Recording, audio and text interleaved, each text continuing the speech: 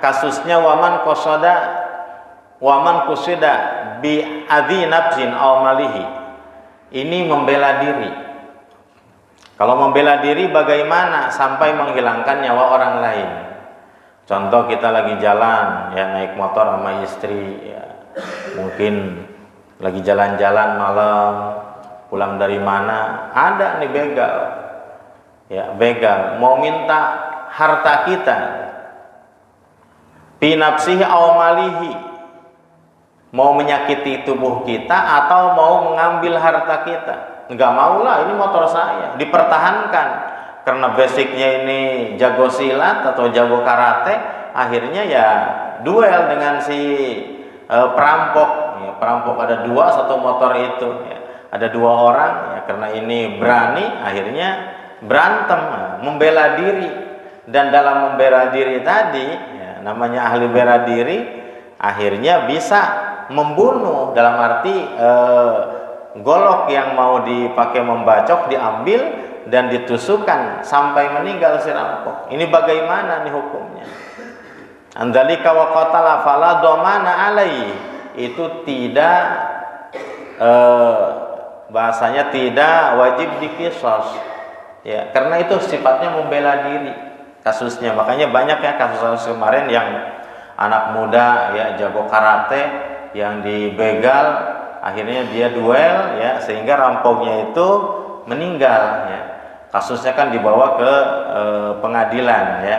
Itu kan proses ya. Kalau dibawa ke pengadilan ditangkap itu namanya proses kan. Nanti kan yang memutuskan hakim, apakah memang benar dia ini sebagai korban, apakah ada unsur motif yang lain. Nah, gitu.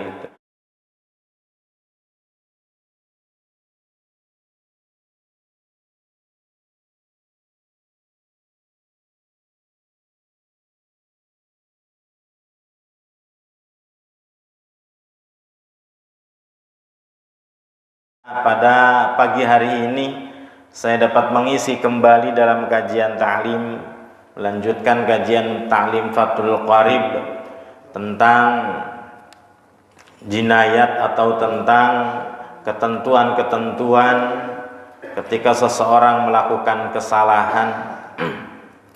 Sampai di sini pada bab qita'it thariq atau qati'ut thariq. Wa quta'ut thariq ala arba'ati aqsamin. Ini tentang begal, geng motor atau yang malak di jalan, preman-preman. Ada hukuman-hukuman tertentu sesuai dengan kesalahan. Jadi hukuman tergantung kesalahan. Wa quta'it thariq, macam-macam yang membegal di jalan, yang menghadang di jalan itu ada 4. Yang pertama, in qutilu walam yakhudul mal. Ini geng motor ya, yang pertama nih. Yang menghadang di jalan, satu, kalau membunuh, melukai bahasanya, walam yakhudul mal, tapi tidak mengambil harta. Ya geng motor, ada orang di jalan sabat gitu kan, pakai cerulit, udah ditinggalin, motornya nggak diambil. Jadi tujuannya dia hanya tadi ya, membunuh atau menghilangkan nyawa atau melukai, ya gitu kan. Biasanya ada ketentuan atau ada pelaturan-pelaturan kalau mau masuk geng motor harus melukai seseorang gitu.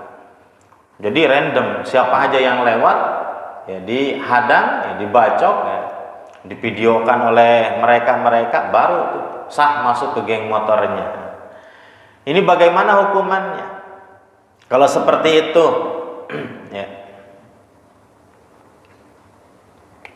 Kutilu, nah ini hukumannya hanya di kisos ya. Kalau ketangkep tadi premannya atau begalnya yang membunuh tapi tidak mengambil harta, ya ini sama dikisos ya, dikisos atau dihilangkan nyawanya kembali ya, seimbang. Jadi hukum kisos itu kan biar seimbang, dia menghilangkan nyawa orang lain maka hukumannya dihilangkan nyawa, dihukum mati lah bahasa kasar kita ya. Jadi yang membunuh atau yang menghilangkan nyawa di jalan tidak mengambil harta, maka hukumannya dibunuh juga atau dihukum mati. Sesuai dengan ketentuan, kalau di hukum Islam kan dipenggal.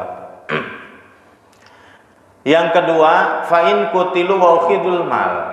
Ini begal beneran. Dia membunuh dan dia juga mengambil harta. Di jalan ada motor dihadang, langsung orangnya ini dibacok dan motornya diambil. Menghilangkan nyawa juga, mengambil barang juga. Kutilu wa sulibu. Ini hukumannya satu dikisos, dihilangkan nyawa dalam arti dihukum mati. Yang kedua wasulibu. Wasulibu itu disalib ya. Diikat di alun-alun ya, disalib biar menjadi pelajaran bagi orang-orang jangan melakukan lagi, biar ada rasa efek jerah kepada orang-orang yang belum melakukan hukumannya, bukan sekedar di kisos saja, tapi di alun-alun zaman dulu ya. Zaman dulu seperti itu. Sehingga efek jerahnya berpikir dua kali orang untuk merampok dan membunuh. Yang ketiga, rampok itu wa in ukhidul mal walam yaqtulu. Ini mengambil harta, nodong bahasanya, tapi membunuh tidak. Dibegal, ditodong, diambil hartanya, motornya diambil, seperti ini ya, begal-begal motor. Begal-begal motor, membunuh tidak, tapi dia hanya mengambil harta, nodong, motornya diambil, udah. Maka hukumannya tuqta'u aydihim wa arjuluhum min khilafin. Ini dipotong langsung kaki dan tangannya karena dia membegal atau mencuri. Kalau mencuri kan satu. Kalau mencuri satu, tangan kiri terlebih dahulu, ya, tangan kiri terlebih dahulu. Kalau nyuri lagi baru kaki kanan. Kalau ini langsung double, dua, tangan kiri plus kaki kanan, langsung dua. Kalau yang membegal secara terang-terangan. Jadi kalau ini dengan terang-terangan, ya, membegal terang-terangan, nodong, ini langsung ya, ketika ketangkep oleh aparatur pemerintahan langsung dipotong tangan dan kakinya secara sungsang, dalam arti tangan kiri dan kaki kanan langsung double, dua. Yang keempat, ada lagi begal itu fa'in ukhifu sabil walam yakhudul mal walam yaqtulu. Hanya menakut-nakuti. Yang keempat, hanya menakut-nakuti, nodong, ayo kamu mau kemana? Harta tidak diambil, nyawa pun tidak dihilangkan. Dia hanya menakut-nakuti, gitu kan. Hanya nakut-nakuti pakai senjata atau dibentak, ya, preman, kamu lewat sini, wah, dibentak-bentak, akhirnya orang takut lewat situ. Maka uziru, ya, hubisu wa uziru. Kalau ketangkep atau ditegakkan hukumannya oleh aparat, maka ini dibui, ya, dipenjara, wa uziru, dan ditakzir, ya, ditakzir. Wa man taba minhum qabla al-qudwah alaihi saqatat anhum alaihil hudud. Kalau udah taubat, yang tadi menakut-nakuti, ya, menakut-nakuti, qoblal qudrah alaihi, ya, maka suqitat alaihimul hudud, itu gugur had-had yang tadi. Yang kedua, kasusnya waman kusida bi adzi nafsin aw malihi. Ini membela diri. Kalau membela diri bagaimana sampai menghilangkan nyawa orang lain? Contoh, kita lagi jalan, ya, naik motor sama istri, ya, mungkin lagi jalan-jalan malam, pulang dari mana, ada nih begal, ya, begal mau minta harta kita, fi nafsihi aw malihi, mau menyakiti tubuh kita atau mau mengambil harta kita. Enggak maulah, ini motor saya, dipertahankan karena basicnya ini jago silat atau jago karate, akhirnya ya duel dengan si perampok. Ya, perampok ada dua, satu motor itu. Ya. Ada dua orang, ya, karena ini berani, akhirnya berantem, membela diri. Dan dalam membela diri tadi, ya, namanya ahli bela diri, akhirnya bisa membunuh, dalam arti golok yang mau dipakai membacok diambil dan ditusukkan sampai meninggal si rampok. Ini bagaimana nih hukumnya? Andalika wa qatala fala domana alaihi, itu tidak bahasanya tidak wajib diqisas, ya, karena itu sifatnya membela diri kasusnya. Makanya banyak ya kasus-kasus kemarin yang anak muda ya jago karate yang dibegal, akhirnya dia duel ya sehingga rampoknya itu meninggal ya. Kasusnya kan dibawa ke pengadilan ya. Itu kan proses ya. Kalau dibawa ke pengadilan ditangkap itu namanya proses kan. Nanti kan yang memutuskan hakim apakah memang benar dia ini sebagai korban, apakah ada unsur motif yang lain. Nah, gitu. Kalau ada unsur motif yang lain, bukan sekedar dia sebagai korban, ada dendam dan sebagainya, kan disebutnya itu duel ya, berarti kan ada hukuman tertentu. Polisi pun dan penegak hukum pasti dia menggali keabsahan berita-berita dan pengakuan, bukan hanya pengakuan dari satu pihak saja, tapi dari dua pihak tadi. Ya. Kalau membela diri sampai menghilangkan nyawa, tapi benar ya seperti kemarin kan kasus yang berbeda antara membela diri dengan membunuh. Kalau membela diri ketika sudah si begal itu lumpuh, ya, tidak bisa berlari, tidak bisa ini, ya udah tinggal ditangkap, diikat, ya, bilang atau dilaporkan ke polisi. Ya. Tapi kalau udah lumpuh dan nggak bisa jalan, malah dipukul, malah dibacok, ditimpa pakai batu, itu ya iya kasus pembunuhan selanjutnya, ya gitu benar. Makanya kalau umpama kalau udah tumbang si rampoknya tadi, ya berarti kan udah, ya tinggal nanti hukumannya bagian polisi tadi. Kalau dia si rampok tadi pernah membunuh di sebelum-sebelumnya, maka nanti ada hukuman mati, ya, hukuman mati bagi perampok tadi. Ini berbeda dengan kalau udah tumbang lalu ditimpa pakai batu, dibacok lagi, apalagi dimutilasi dan sebagainya, saking geramnya merampok, nah itu salah. Apalagi sama begal motor ya, kadang-kadang kan di kita kalau begal motor udahlah timpa, udah bakar, ya tadi itu tetap ya hukum itu ada di agama pun, hukum tidak boleh menghilangkan nyawa tanpa sebab. Saya geram nih, tetangga saya kehilangan motor, makanya kalau ada pencuri motor ya udah dibakar, ya jangan, ya dosa kita itu menghilangkan nyawa orang lain tanpa hak. Yang berhak itu siapa? Iya pemerintah, ya qadhi. Kalau di agama ini qadhi, pemimpin yang berhak tadi menghukum mati, ada algojonya seperti itu, bukan dengan hukuman dibakar ya, hukuman massa ya, dibakar massa dan sebagainya, salah. Jadi jangan terprovokasi, urusan hukum ya serahkan kepada pemerintahan. Di mata apa? Di mata dunia kalau hukuman massal gitu salah, hukuman akhirat juga ya salah menurut Allah, nanti ada hukumannya. Ada paling motor, udah bapak ikut-ikutan, udah bakar, bapak pertama ngebacok dan sebagainya. Di dunia ketika ketahuan, ya ini siapa yang pertama ngebacoknya nih? Ya udah ini, oh si Anu. Nah, ini kan bapak kena kasus juga. Di dunia kena di polisi, di akhirat ya tadi. Apa alasannya bapak ini ngebacok? Saya gedek banget, kesal kemarin tetangga ada. Nah, di akhirat bisa alasan seperti itu kepada Allah, kepada malaikat, kan tetap ya salah. Makanya dijaga emosi ya, walaupun kesal sekesal-kesalnya tadi ya ada aturan hukum dunia dan ada hukum akhirat tadi. Walaupun segedek-gedeknya, sekesal-kesalnya, jangan sampai ya hilang ya. Hilang kesadaran kita, akhirnya merugikan. Kan banyak yang seperti itu, kasus-kasus yang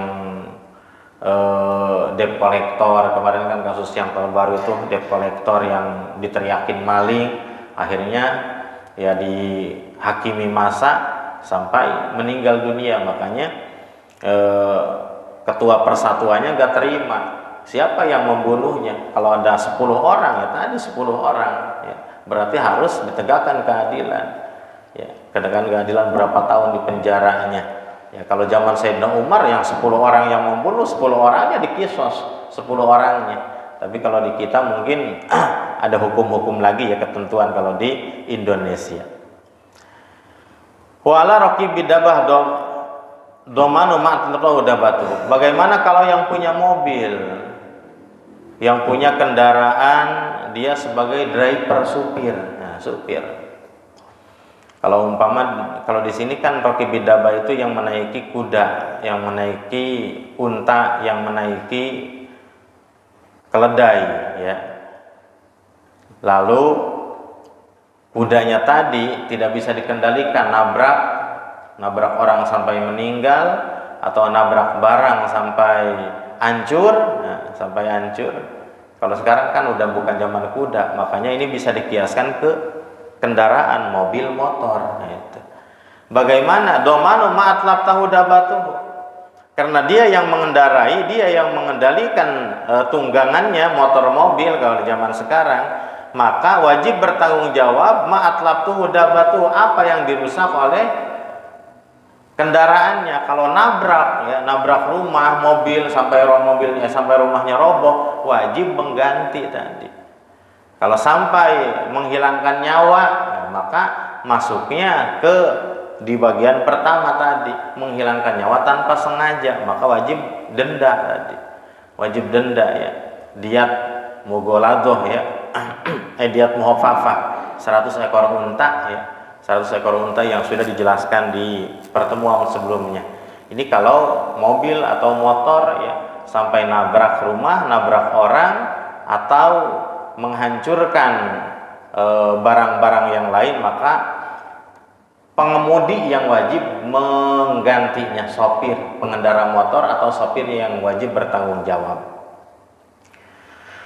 Terus bagaimana kalau umpama bukan karena nabrak, tapi karena sapi lah contoh. Sapinya itu berak di jalan. Ya, dia buang kotoran di jalan, pipis di jalan, akhirnya ada orang kepleset, jatuh sampai meninggal dunia. Ya, tidak wajib, itu bukan karena kendaraannya tadi, itu dari kotorannya saja, itu tidak, ya. Walau balat orat bitorikin fatali pabidalika nafsun aw malun faladomana. Kalau berak atau pipis, ya, si kambing, kerbau atau sapinya di jalan karena sebab kotoran tadi tergelincir orang, ya, hilang nyawa atau balangnya rusak, faladomana, maka tidak wajib mengganti. Kalau di motor oli bocor, nah gitu ya. Oli bocor, akhirnya olinya merembes ke jalan, akhirnya ada orang kepleset gara-gara oli tadi, yaitu tidak wajib bertanggung jawab, itu kecelakaan itu tadi. Tidak wajib bertanggung jawab. Ibaratnya seperti ini kalau dikiaskan, ya. Kalau dikiaskan seperti berak motor atau pipisnya motor, oli yang bocor atau sebagainya, ya, yang dihasilkan dari motor sehingga menghasilkan orang kecelakaan, itu tidak wajib mengganti. Wa yuqatilu ahlul bagi bi thalathis saraid. Lalu ada ahlul bagi, pemberontak seperti OPS, ya, Papua, OPM, bukan OPS mau operator sekolah, OPS yang dihukum. Operator sekolah OPS, salah, OPM gitu kan, pemberontak. Ini ada hukumannya, pemberontak OPM, atau di Aceh itu GAM, Gerakan Aceh Merdeka, gitu. Woyokotalu diperangi alil bagi bisalah si syara'id, kalau ada 3 ketentuan harus diperangi oleh pemerintah, ya. Ayakunu fiman atin, ya. Dia sudah tidak taat lagi dengan peraturan pemerintah. Pemerintah mengharuskan membayar pajak.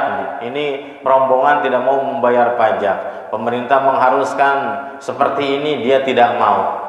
Yang kedua, wa ayakhruju an qabdatil imam, dia keluar dari kekuasaan imam, dia punya peraturan sendiri.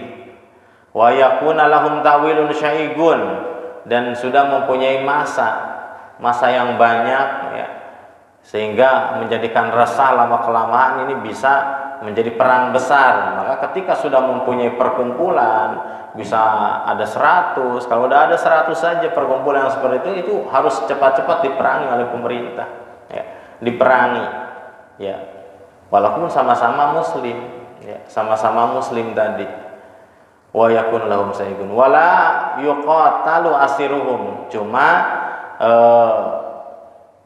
boyongan-boyongannya dalam arti ketika dia kalah perang jangan dibunuh, ya. Kalau yang udah taluk itu, yang udah menyerah, ya jangan dibunuh, jangan diberantas, ya.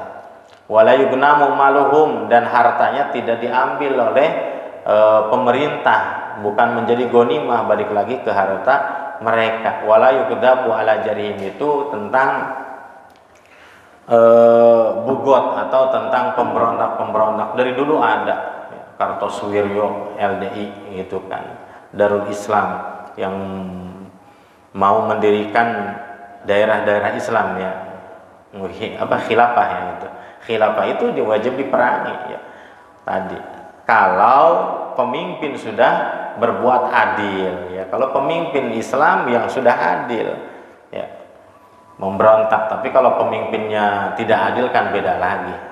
Ya, tapi kan urusan adil tadi kan tergantung golongan dan sebagainya, dalam artian kadang-kadang menganggap pemerintah itu tidak adil karena pilihannya yang kalah, bukan karena memang benar-benar pemerintah tidak adil. Kadang-kadang dipicu karena merasa pilihannya kalah, akhirnya menghasut, mengedit, ya. Setiap ada apapun dari pemerintah diedit bahwa pemerintah melakukan ini salah, untuk menjatuhkan nama baik pemerintah. Itu kan kalau udah pembenci, Pak. Kalau udah membenci saking bencinya, makanya banyak di media sosial kalau membenci pemerintah itu, pemerintah siapapun, ya, zaman pemerintah SBY, wah SBY yang ini, zaman pemerintah Jokowi sama, ya. Setiap pemerintah pasti sama orang-orang yang tadi benci tadi.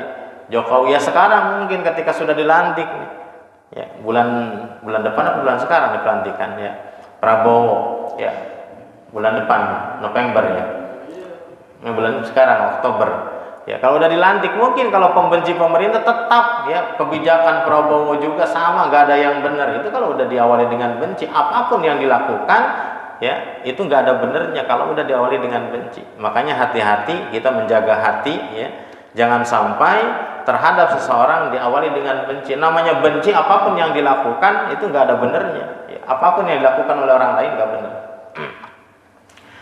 Lalu ada di sini wamanir tada, tentang orang yang murtad, keluar dari agama Islam. Mustutiba salasan.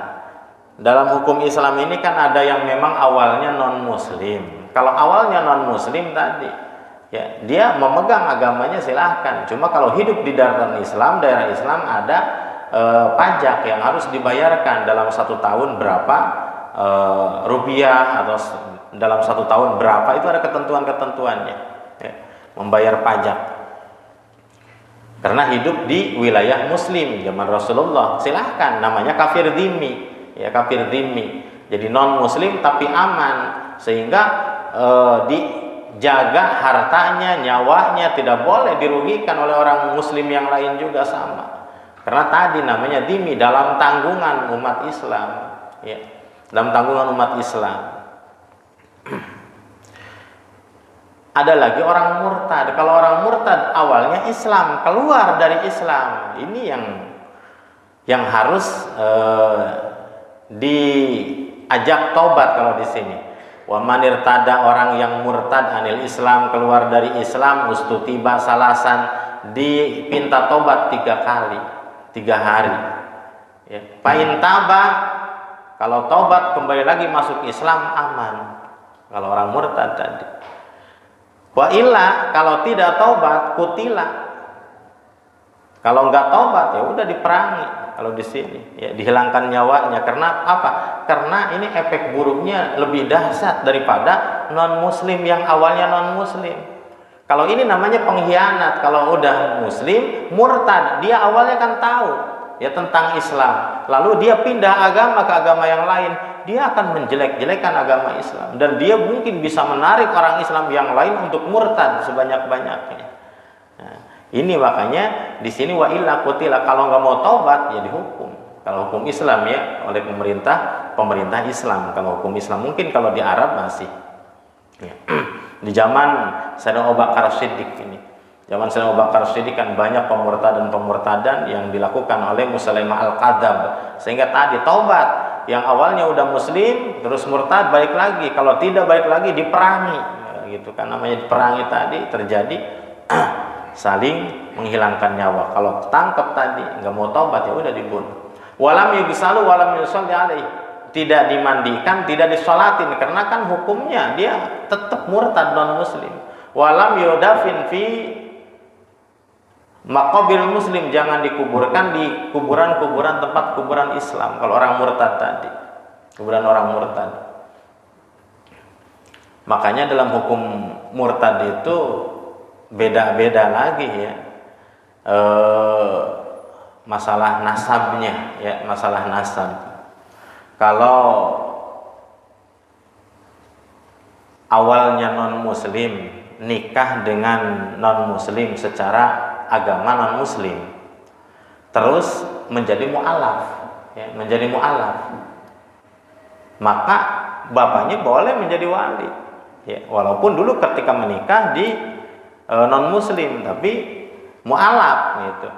Mu'alaf dua-duanya, anak perempuannya mu'alaf, bapaknya juga mu'alaf. Ini bapaknya bisa menjadi wali anaknya ya, bisa menjadi wali anaknya walaupun ketika pernikahan dia non muslim, karena zaman Rasulullah pun sama, tidak mempermasalahkan tentang wali ya, tentang wali. Tapi kalau yang murtad ini binnya saja tidak boleh nisbat ke bapaknya. Ini kalau yang murtad ini udah bin fulan ya, kalau bapaknya itu bin fulan. Kalau anaknya ini muslimah terus bapaknya ini murtad ya, makanya binnya bukan bin bapaknya, bin fulan, karena bukan bin bapak gitu. Kasusnya kadang-kadang ada seperti itu. Jadi bapaknya ini mu'alaf menikah, tapi namanya mu'alaf gara-gara nikah tadi ya, itu tidak bertahan, karena kan tujuannya hanya untuk nikah. Kalau udah nikah ya balik lagi ke agama awalnya, non muslim lagi ya, murtad lagi. Kalau istrinya ya muslim tadi, sehingga anaknya juga muslim, maka walinya tibanya ke wali. Kalau memang ada yang lain, kalau nggak ada kan wali hakim masuknya, karena bapaknya kan tidak Islam atau murtad ya. Berarti walinya wali hakim, binnya aja jangan dipakai, bin fulan gitu kan, bin fulan atau bin Adam itu kan, bin Adam. Itu yang murtad ya. Kalau awalnya muslim terus murtad, maka semuanya hilang, dalam arti tidak bisa menjadi wali. Yang terakhir tentang orang yang meninggalkan sholat. Nah ini hati-hati Pak, yang meninggalkan sholat. Wa tariku sholat ala dorbaini, orang yang meninggalkan sholat, orang yang tidak sholat ala dorbaini terbagi dua. Ahaduha ayatruka agar mutakidin liwujubiha. Satu, meninggalkan sholat meyakini bahwa sholat itu tidak wajib ya. Meninggalkan sholat meyakini sholat itu tidak wajib, maka apa hukmul murtad, hukumnya seperti orang murtad tadi. Kalau umpama, mang, ayo ke masjid, ayo sholat, kenal sholat wajib gitu sholat teh. Meyakini bahwa sholat itu tidak wajib, maka hukumnya murtad ya, hukumnya murtad. Kalau orang tadi, mang ayo puasa, kali ini masalah sholat dengan puasa, mang ayo sholat, gitu kan. Non sholat itu wajib ya kalau orang sholat mah, gitu kan. Orang mengucapkan seperti itu hukumnya murtad. Hukumnya murtad, hukmul murtad. Kalau hukum murtad tadi dipinta taubat, ayo balik lagi loh, sholat itu wajib, ya. Syahadat lagi syahadat, gitu kan. Syahadat nggak mau, ngapain syahadat lagi, gitu kan. Saya kan nggak sholat, saya Islam, aku Islam, tapi tadi tidak mau meyakini wajibnya sholat, murtad. Kalau tidak mau balik lagi kepada Islam, tidak taat lagi kepada Islam, ya tadi berarti hukum murtad dihilangkan nyawanya. Hukum murtad jangan dimandikan, jangan disolatin, jangan dikuburkan di kuburan muslim, karena udah murtad. Yang kedua, asani ayasrukaha kaslan, orang meninggalkan sholat itu karena malas. Mu'taqidan liwujubiha, tapi meyakini sholat itu wajib, tapi malas. Contoh jawabannya, mang ayo sholat ke masjid. Sanggup kene orang mah, kewe nungguan kumaha insapna, candaek sholat mah. Wajib sholat wajib begitu kan. Cuma candaek atau candaek sholat kumaha gitu. Jadi meyakini wajib sholat tapi belum mau melaksanakan sholat. Ini hukumnya meninggalkan sholat, tidak murtad, ya. Tetap hukumnya hukum muslim, tapi tidak murtad, karena dia masih meyakini bahwa sholat itu wajib, ya. Meyakini. Tapi kalau sudah meyakini sholat itu tidak wajib, itu murtad. Ya. Kalau meyakini sholat itu wajib, dia meninggalkan sholat karena malas. Itu malas can menang taufik jeung hidayah, bahasa begitu. Can menang taufik jeung hidayah can salat kewe sugan geus kolot makanya ngarakeun geus kolot ke can daek gitu kan. Kewe salat mah wajib nya, salat mah wajib. Ngan can hayang we can hayang doakeun we ya supaya can hayang salat gitu. Can daek salat. Ini tetap hukumnya hukum muslim. Cuma kalau di sini ada ketentuan, orang yang seperti itu tidak mau salat payus tatabu, dipinta tobat, dalam arti hayu salat ke masjid. Ya, ayo tobat dari dosa meninggalkan sholat, bawa ke masjid. Ya sholat, gak bisa ajarin. Ya, dalam arti kan kalau gak bisa ikutin dulu bacaannya semampunya, gak bisa baca Fatihah, baca 7 ayat yang bisa, gak bisa 7 ayat, baca 7 zikir yang bisa gitu ya. Bacaan-bacaannya, tahiyat belum bisa, ya zikir ya seukuran tahiyat. Kalau belum bisa sholat tadi. Pain taba wa sholat, kalau memang tobat dan sholat selesai urusan, ya selesai urusan, mau ke masjid mau sholat. Wa illa kalau tidak mau tobat, ini di rumahnya ini gak sholat, di masjid gak sholat, udah 3 hari gak sholat, kutilah haddan. Ini sama, kalau hukum Islam itu dihad ya, dihilangkan nyawanya, dihukum mati, habis lah kalau di kita hukum ini dipakai. Habis orang yang gak sholat 3 hari gak sholat dipinta, habis orang udah ya, habis kalau dihukum kita ini ya, yang gak sholat dihukum mati. Makanya ini gak ada ya, gak ada, tapi ada di masa Rasulullah, ada di masa Rasulullah ya, atau di masa para sahabat, para khalifah. Orang yang gak sholat ini ketahuan nih gak ke masjid. Kalau gak ke masjid laki-laki ini kan ada 2 kemungkinan, sholatnya di rumah atau dia memang tidak sholat. Ketika ditanyakan ke istrinya, emang gak sholat di rumah juga, dia cuma ngopi, maghrib cuma ngopi, ya isya cuma ngopi. Akhirnya disuruh taubat sama pemimpin. Gak mau taubat, gak mau sholat, ya tadi dikisos. Ya, kenapa? Efeknya luar biasa. Ini menandakan bahwa tarikus sholat bukan sepele loh Pak. Sampai hukumannya hukuman mati, ya. Orang yang meninggalkan sholat, pertanda bahwa orang yang meninggalkan sholat bukan sepele. Orang yang meninggalkan sholat, orang yang gak mau sholat ini bukan sepele. Masalahnya berat ya. 1, mungkin bisa membawa ketidakberkahan terhadap masyarakat. Membawa ketidakberkahan terhadap masyarakat. Sebagaimana di masa Sayyidina Nabi Musa alaihi salam. Kampung yang awalnya subur, makmur, lemah, gemah ripah repeh rapih itu bahasanya, tanam gemah ripah loh jinawi bahasanya ya. Di zaman Nabi Musa subur, tetangga-tetangga pada akur, pada baik-baik ya, senang, tanaman pohon-pohon berbuah lebat dan sebagainya. Tapi di kemudian hari, beberapa tahun kemudian, kampung tersebut menjadi kampung yang tandus, kampung yang hancur, buah-buahan gak ada yang berbuah, tanah gersang, ya umbi-umbian gak ada yang besar, orang kelaparan, orang menjadi miskin, rumah-rumah tidak ada yang bagus, semuanya kumuh, ya. Akhirnya Nabi Musa bermunajat kepada Allah, ya Allah, saya beberapa tahun yang lalu datang ke tempat ini tempat seperti surga keindahannya, tanaman, pohon dan sebagainya, ya. Tanaman-tanaman, pohon dan sebagainya subur, indah dipandang, ya. Seperti taman surga bahasanya. Terus orang-orangnya pada baik-baik, orang-orangnya pada senang-senang, pada gembira-gembira. Tapi sekarang saya balik lagi melewati tempat ini, kenapa berubah drastis? Orang-orangnya pada kumuh, orang-orangnya pada pucal, orang-orangnya pada nggak ada kebahagiaan. Tanaman-tanaman, pohon-pohonnya nggak ada yang berbuah, pohon-pohonnya gersang, pohon-pohonnya banyak yang tumbang, tanaman-tanaman sayur-sayurannya nggak ada yang bagus, ya, pada kuntet semua. Ya Allah, ini masalahnya apa? Apakah karena masyarakat ini melakukan dosa? Kata Allah, bukan, ini karena meninggalkan sholat. Apakah semuanya penduduk ini meninggalkan sholat? Bukan. Ya, bukan karena penduduk ini meninggalkan sholat.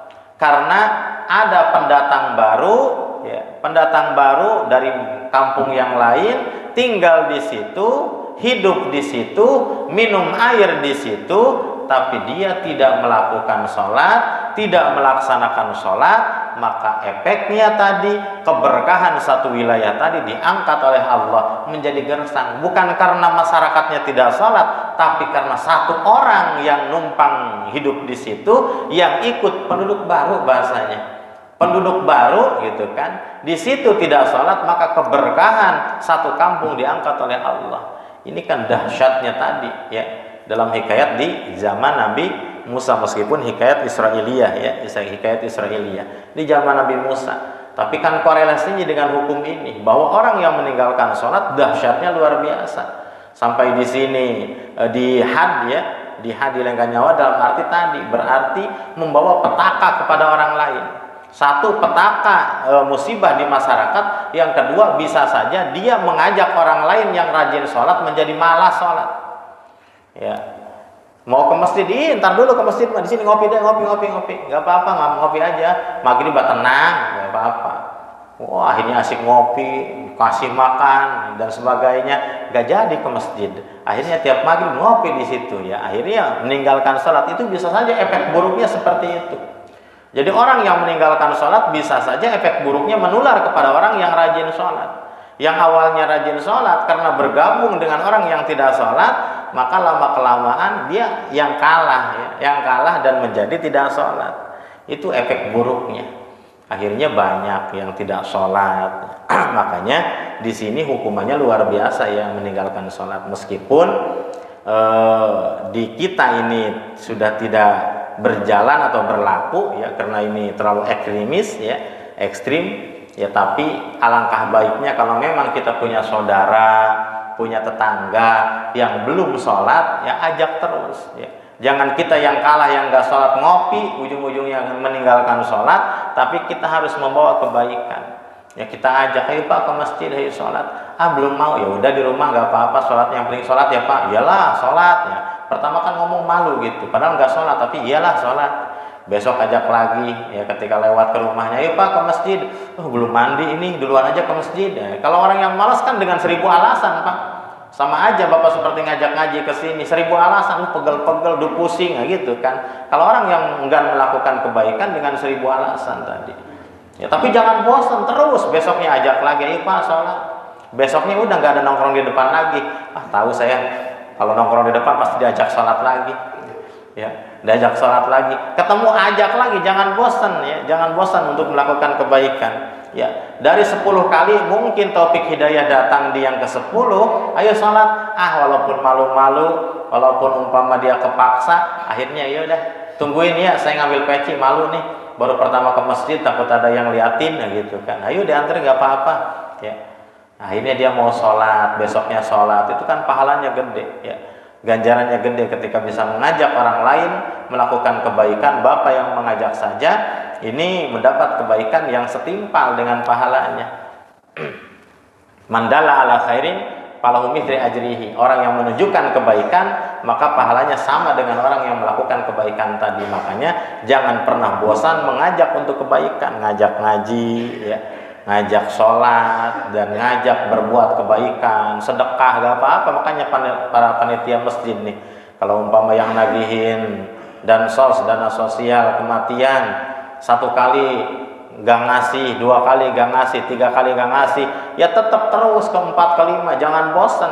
Lama kelamaan juga dari 10 kali masa dia gak ngasih terus ya, goceng-goceng mah gitu, tetap itu kebaikan, jangan dihilangkan. Males saya kalau ke rumah Pak Anu ini udah 3 kali gak ngasih mulu, yang keempat juga nanti malu. Jangan ada rasa malu untuk kebaikan ya, kebaikan. Ayo Bu atau apa ya, ini udah 3 bulan Bapak gak ngasih, mungkin bulan sekarang bisa ngasih.